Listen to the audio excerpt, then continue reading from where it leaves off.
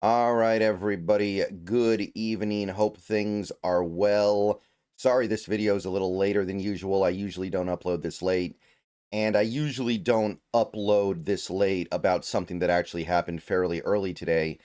The Seahawks and Packers had their joint practice, and I believe it was over by noon. It was actually done pretty early today, and I would have liked to have jumped on that shortly after everything was wrapped up in terms of the reporting.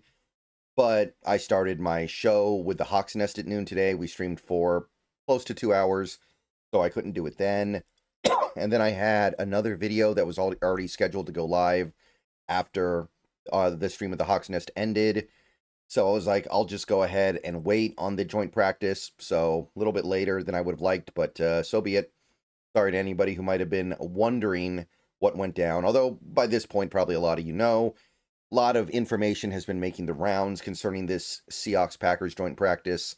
Again, this is something that the Seahawks did not really do under Pete Carroll. He didn't like them. And the last couple of years, we've gotten to experience them. And I think that we have, I feel like we benefited from it. It's a little hard to be sure.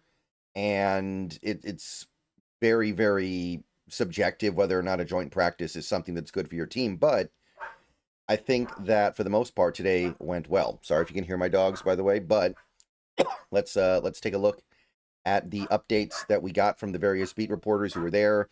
Again, this took place at Lambeau Field. There was a fun little intro where a lot of the players arrived at Lambeau Field on these little toy bikes. If you haven't seen the clips of that and the pictures of that, go check it out. But let's talk about what actually transpired on the practice field. As you can see, we have a lot of information to get to. I may end up splitting this video into two parts. That's probably the most efficient way to do things, which means that we're going to have another video being uploaded even later today, but so be it. All right. Let's start with some injury updates because I know that's going to be the most interesting thing for Seahawks fans. Like looking good in a mock game, in a joint practice is one thing, but having these guys ready to go for a meaningful regular season game in a couple weeks is far more important, and I think we all know that. So a couple of Seahawks that were not practicing today, we had Torrey Horton, which we knew about. Torrey Horton still not practicing. He was doing some, I think, light running on the sideline, according to Curtis Allen, but there wasn't really anything going on in terms of, oh, he's actually ready to play football. I don't know if they're being super cautious. I don't know if they're lying about how minor the ankle injury is. Maybe it's a combination of both. I'm not worried. I don't think we're at the phase where we need to be worried yet. Tyrese Knight was also not practicing. We did get an update on him later in the day, though. I will get to that a little bit later here. Also, Chris Stoll. Chris Stoll was not practicing. He's been out for a while now. Little bit, I don't want to say alarmed, but I sure would like it if he would get back before the season starts because our special teams unit has enough problems without having to worry about our long snapper. I want the guy who's been there for years now, who's worked with these guys for a while now. Dixon, Myers, these guys are a unit. And the replacement guy, to my knowledge, has been fine. But I still don't want to mess with something like that right now when you're trying to squeeze out every edge that you can.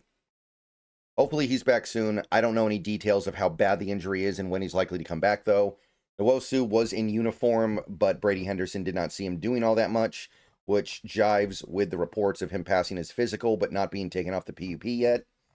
Another guy who was practicing today was Ken Walker, which was as advertised. McDonald said Ken Walker would practice today, and he practiced the last 2 days, so as expected, he's out there. Good to see. This is Torrey Horton on the sideline, again, missing his third consecutive practice.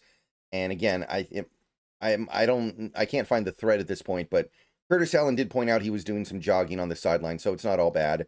You can see that he is in uniform, but the good news is, I guess, he's already got his roster spot secured, so it's not like it's a problem. And yeah, here's Ken Walker, also out there in full pads for the Seahawks, according to Greg Bell. So we are about as healthy as an NFL team can be right now. As an NFL team, you're never going to be 100% healthy. So the little things that we're dealing with right now, that's actually we're well off right now. And here's Nwosu. He was present in the practice, even if he wasn't doing a lot. So we're clearly getting there. Here's Curtis Allen pointing out that Torrey Horton made a little cameo in this video, running pretty decently, not in pads due to ankle, just seems precautionary. So if you were worried, I wouldn't be too worried about it. We also had some stuff with the center, which remains one of the most interesting positions for the Seahawks right now. Jalen Sundell is working with Anthony Bradford as the starters. Olu Oluwatimi is working with Lomea. So that would be your backup center right guard combo. So if you were wondering who the starting center was today, it was still Sundell. And it looks like that is going to be the setup here. McDonald did address the center right guard situation a little bit, but he didn't officially state anything. And it seems like he's having a little bit of fun being cryptic about this. But it sure seems like Sundell is going to be your center and Bradford's going to be the right guard, and there's not a lot of mystery left. All right, moving past that little info. When the Seahawks offense began the team period against Green Bay's defense, and by the way, sounds like our offense did really well today. Sundell was the center. Walker was also the first back out of the backfield. Again, earlier today, I talked about the Walker thing. I talked about the Charbonnet thing. I don't care who starts. I just want players to be on the field a sufficient amount of time in the right circumstance for them to positively affect this team. So it doesn't really make a difference to me. We also had Charles Cross doing some on-field work here. His hand was still a little bit wrapped, but if you back up this video a little bit, you can see Cross actually doing some work in a capacity that I don't think we thought he was going to be able to do until maybe a week and a half from now. So ahead of schedule. Seems like he's going to be totally fine. Nothing to worry about there. Excuse me. Yeah, I've had a little bit of a rough go of it lately, in case you guys can't tell. And here's the update on Tyrese Knight. He didn't give details. He didn't give an exact timeline. But McDonald says they got great news on Knight. It sounds like he's going to start working his way back very soon here. It's a little bit vague what that means. It's a little bit vague what that looks like. But whatever it was they were hoping they would hear about Knight, they've heard. And at this point, I think the anticipation is that he will be ready to play week 1 against the Niners, which is important because we don't really have depth behind him. And he also talks about Cross. Still should be ready to go for week 1, which has been the expectation this whole time. Dugar did point out a little bit later in the team period, or the next team period, Oluwatimi did get some reps with the starting offensive line. And it was with Charles Cross. So this wasn't just a thing where they were trying random things out. It felt like they don't want this battle to be over yet. It felt like they still want Oluwatimi to potentially win the job back, because it seemed like he had it. He got hurt at the wrong time, and then Sundell played well, and the rest is history. So I'm not saying it's completely over yet. You are seeing them trying to give Olu a chance with stuff like this. I still think it's just probably too much. The starting offense in the 11-on-11, the ultimate summation of what the Seahawks put together. And this is probably the starting offense right now. Greg Bell says so in a later tweet. He's pretty sure this is just going to be your starting 11, and it is what it is. And it's what you would expect. The offensive line: Cross, Sable, Sundell, Bradford, Lucas, Barner at tight end, Cup and JSN at receiver, Darnold, Robbie Oots, K9. And that is what makes the most sense to me as of right now. I wasn't sure about Sundell, but he's earned it. And that is likely going to be your setup for week 1 against San Fran, and I'm ready for it. That is 11 guys that you came into the season expecting to start for you, and they're all starting for you. There's nobody here that's like, oh, we forced them in there because so-and-so got hurt. I don't think there's anything like that. One guy who got called out positively a lot today was K9. Here's Greg Bell talking about how he's catching passes, he's banging into Packers, he's carrying the ball. He looks 100% healthy. And it sounds like he did a really good job overall today, and he looked like one of the best running backs in the league. So that's very, very intriguing and very, very exciting. I think that he's got every reason. He's got every reason to want this year to be the year. He's going to earn a second contract next year in some capacity. How he does will affect what that second contract looks like. So Walker was a guy who got very positive reviews today. But the star of the show, at least offensively, and I think overall as well, was Jackson Smith and Jigba. JSN had many, many highlight plays in this joint practice session.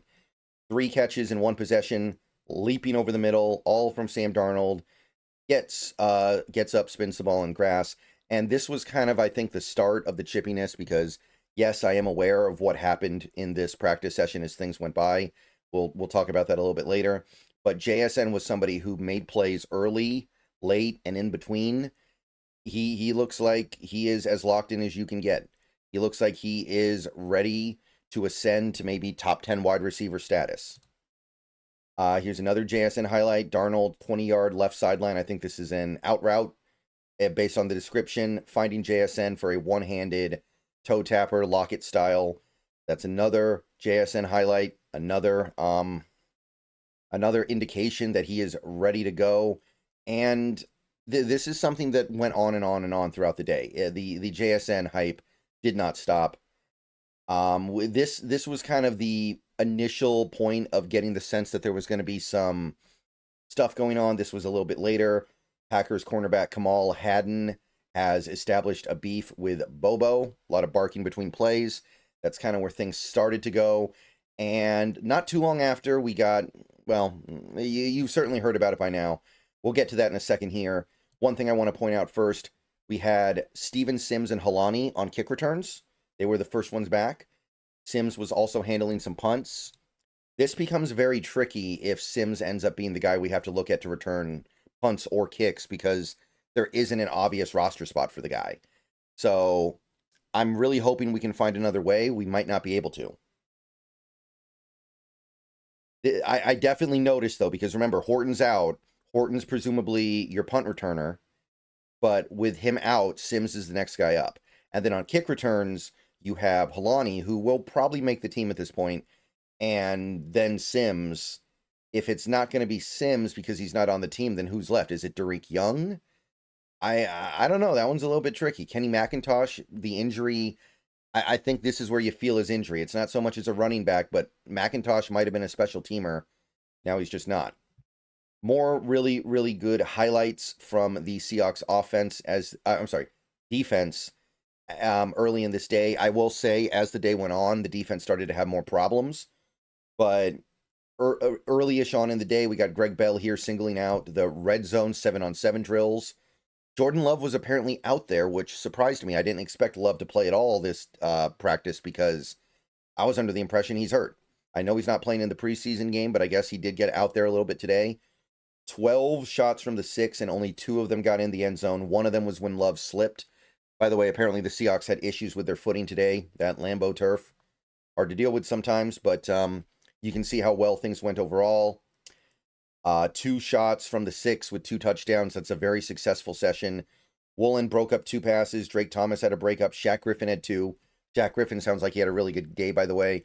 They avoided Witherspoon. It was everything that we were hoping this defense, this secondary would be when we were putting it together these last few off seasons. And then at about that point, about 10 a.m., we got into the brawl. There was a benches clearing fight in red zone. It was not the last one.